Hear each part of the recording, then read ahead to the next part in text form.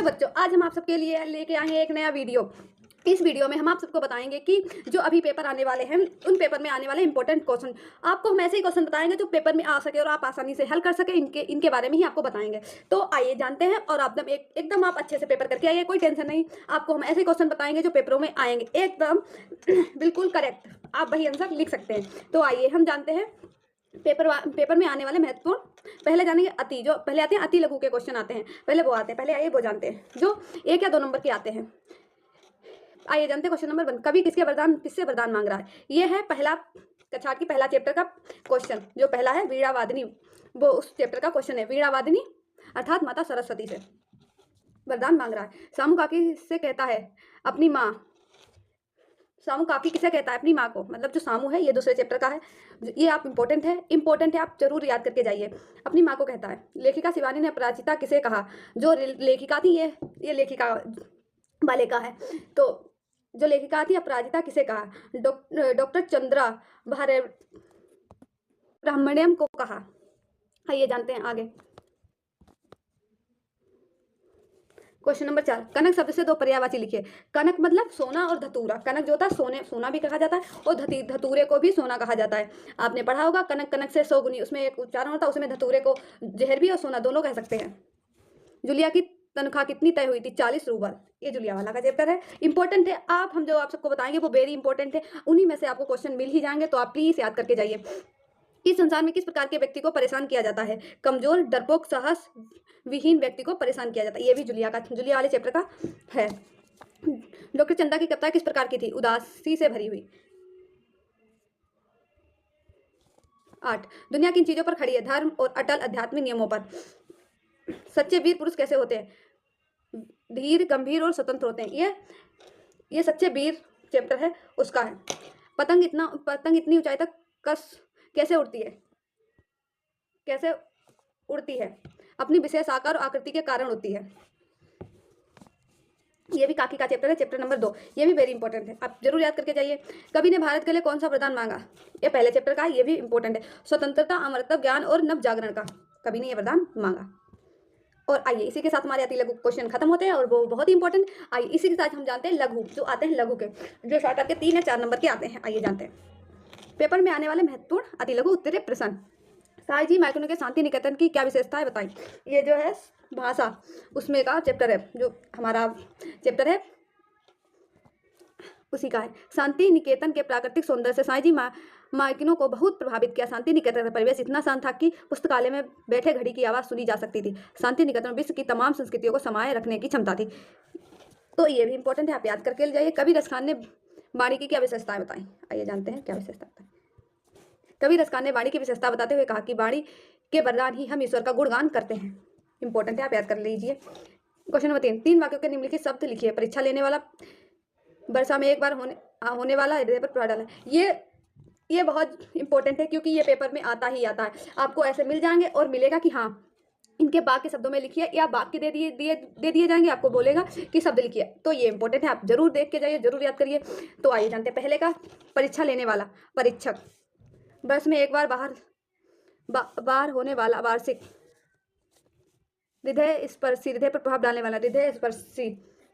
आगे जानते हैं आदर्श व्यक्ति के चरित्र कौन कौन से गुण आवश्यक हैं। आदर्श व्यक्ति के चरित्र में नम्रता, स्वतंत्रता, कोमलता, उच्च लक्ष्य, दृढ़ निश्चय,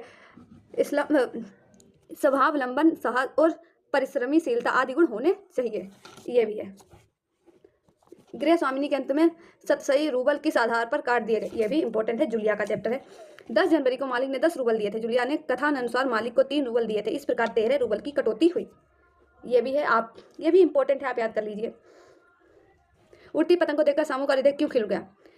मैंने आपको बताया था, आप इसे अपने तरफ से बना के भी लिख सकते हैं, क्योंकि आपको इसकी समझी हमने पढ़ाई थी। आप देख सकते हैं हमारे वीडियो में, जब हमने इसका चैप्टर आपको कंप्लीट कराया था। सामू का हृदय उड़ती पतंग को देखकर एकदम खिल उठा, क्योंकि इसमें उसके दिमाग में एक युक्ति आई कि वह भी पतंग बनाकर आसमान में उड़ाएगा और पतंग की डोर पकड़कर ऊपर बैठी काकी नीचे उतर आएंगी। मतलब वो छोटा था तो उसे लगता था कि उसकी माँ ऊपर गई है तो ऊपर से नीचे आ सकती हैं। तो आप इसे अपने शब्दों में भी लिख सकते हैं, अच्छे पर इंपॉर्टेंट है, आप याद कर लीजिए।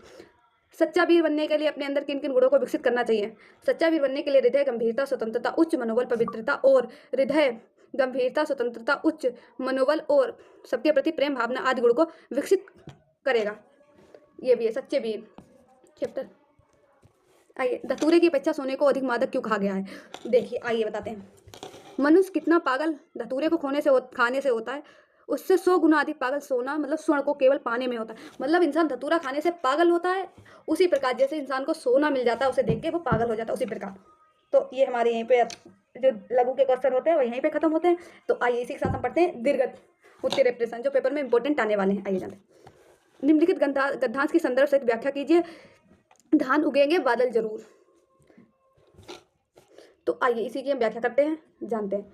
तो आपको बता दें कि हमारे पेपरों में जो व्याख्याएं आएंगी और आपको व्याख्याएं भी करनी होंगी। अगर हम आपके लिए नेक्स्ट वीडियो में हम व्याख्याएं बता देंगे कि इंपॉर्टेंट व्याख्याएं कौन कौन सी हैं और कौन कौन सी आ सकती हैं। तो आइए आप टेंशन मत लीजिए, पहले आइए जानते हैं। यह वाक्यांश धन उगेंगे या बादल जरूर कविता या गीत का हिस्सा हो सकता है जो ग्रामीण जीवन खासकर किसानों की आशा और उम्मीदों को व्यक्त करता है। यही किसान की उस भावना को दर्शाता है जब वह बारिश का इंतजार करता है या जानते हुए कि यदि बारिश हुई तो फसल जरूर होगी।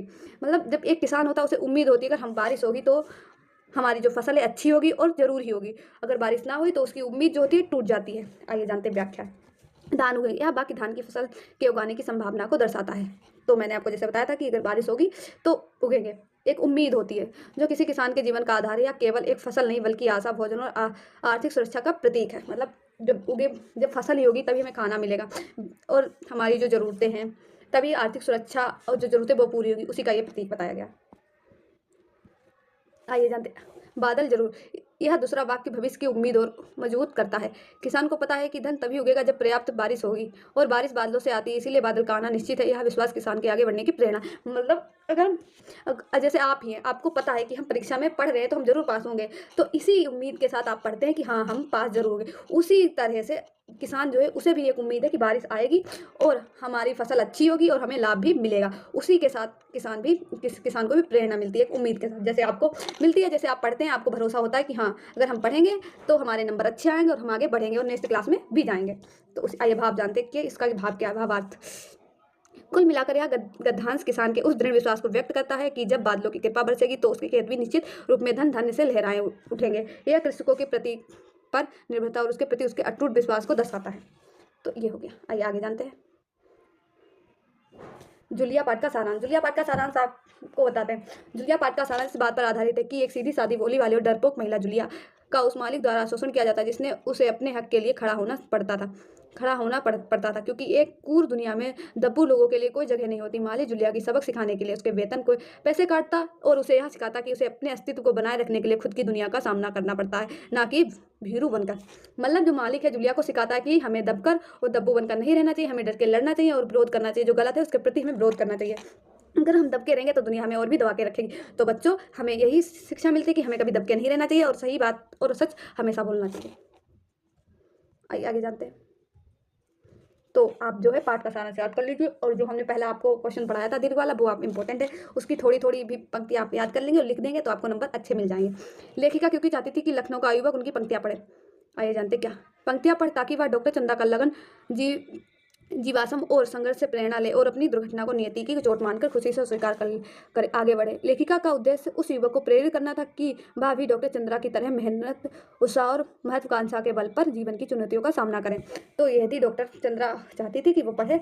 जैसे डॉक्टर चंद्रा भी थी जो मतलब चल नहीं सकती थी, वो भी उन्हें भी जो थी संघर्ष करती थी अपने जीवन से और वो हमेशा खुश भी रहती थी। उनकी लाइफ में इतनी प्रॉब्लम होने के बाद भी वो खुश रहती, इसीलिए वो चाहती थी कि वो मेरी पंक्तियाँ पढ़े और अपने जीवन में दुर्घटना हुई उसे अपनी नियति मानकर स्वीकार कर और खुश रहे और आगे बढ़े।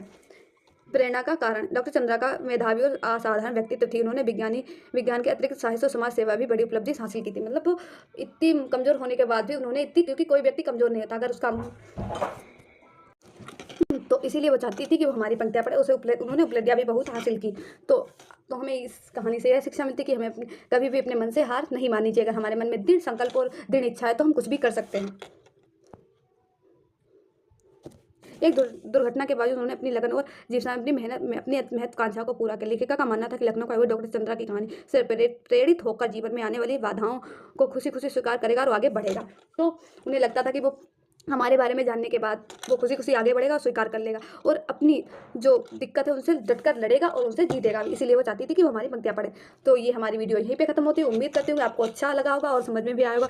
तो बच्चों, आप सब अगर ये सब तैयार करके जाएंगे तो आपको पेपर में एकदम अच्छे से कर सकेंगे और अच्छे नंबर भी आ सकेंगे। तो उम्मीद करती हूँ आपको समझ में आएगा और इंपॉर्टेंट होंगे। अगले नेक्स्ट वीडियो में अगर आपको हो तो हम आपको व्याख्याएं भी बता देंगे कि इंपॉर्टेंट व्याख्याएं एक आध अगर आती है, मतलब इंपॉर्टेंट नहीं होती कि आएंगी, पर अगर आ जाती हैं तो आपको हम बता देंगे। आप बना के भी लिख सकते हैं। तब तक के लिए धन्यवाद। जुड़े रहिए हमारे AR कोचिंग के साथ।